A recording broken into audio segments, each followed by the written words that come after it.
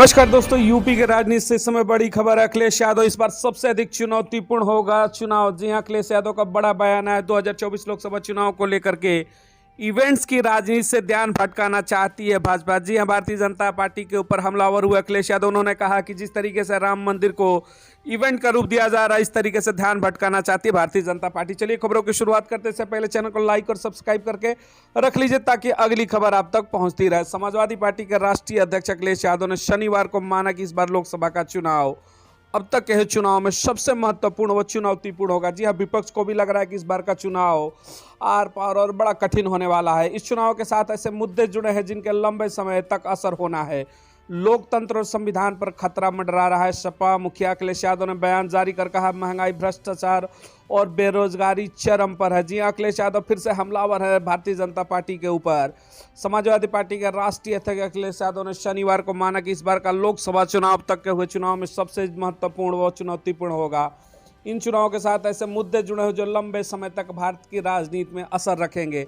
सपा मुखिया अखिलेश यादव ने बयान जारी कर कहा कि महंगाई, भ्रष्टाचार और बेरोजगारी चरम पर है। महिलाओं और बच्चियों की जिंदगी दिन प्रतिदिन असुरक्षित होती जा रही है। जी हाँ, समाजवादी विचारधारा से ही भाजपा की राजनीति का हो सकता है मुकाबला। जी हां, अखिलेश यादव के बड़े बयानों की अगर हम चर्चा करें तो यूपी में इस समय खलबली फिर से मच चुकी है।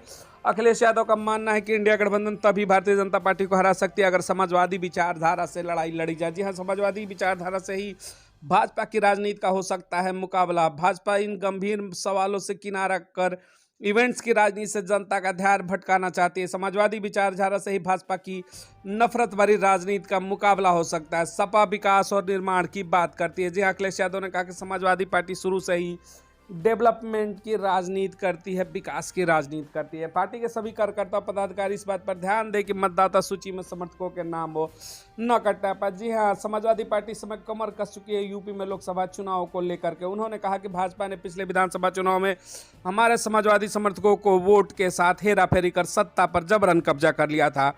पीडीए, पिछला, दलित, अल्पसंख्यक और अगड़े सभी मिलकर भाजपा को सत्ता से हटाने का काम करेंगे। जी हाँ, अखिलेश यादव इस समय हमलावर हो चुके हैं भारतीय जनता पार्टी के ऊपर। उनके द्वारा इस समय बार बार लोकसभा चुनाव से पहले बेरोजगारी, स्वास्थ्य, शिक्षा और दलित उत्पीड़न के मामले को लेकर के भारतीय जनता पार्टी को घेरा जा रहा है। उन्होंने कहा कि अखिलेश बोले इस बार सबसे अधिक चुनौतीपूर्ण होगा चुनाव। जी हाँ, इस बार के लोकसभा चुनाव को गठबंधन के बावजूद भी सबसे बड़ा चुनौती मानती हुई देख रही है इंडिया गठबंधन। तो आपको क्या लगता है कि 2024 लोकसभा के चुनाव में क्या भारतीय जनता पार्टी फिर से वापसी करेगी, सत्ता में नरेंद्र मोदी की वापसी होगी तीसरी बार, या फिर इंडिया गठबंधन इस बार नरेंद्र मोदी के विजय रथ को रोक पाएगा? कमेंट सेक्शन में जरूर बताइएगा। चैनल को लाइक और सब्सक्राइब करें। मिलते हैं अगली खबरों के साथ। बहुत बहुत धन्यवाद। जय हिंद।